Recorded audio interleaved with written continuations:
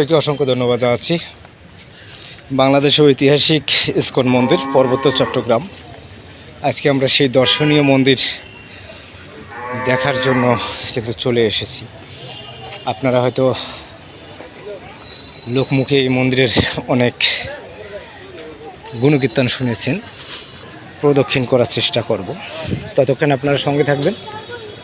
এই মন্দির রয়েছে সেটা কিন্তু এখানে অবস্থিত। হয়তো আজকে আমি এই মন্দির সম্পর্কে বা এই মন্দিরের বিভিন্ন চিত্র আপনাদের মাঝে তুলে ধরার চেষ্টা করব, ততক্ষণ আপনারা অবশ্যই সঙ্গে থাকবেন।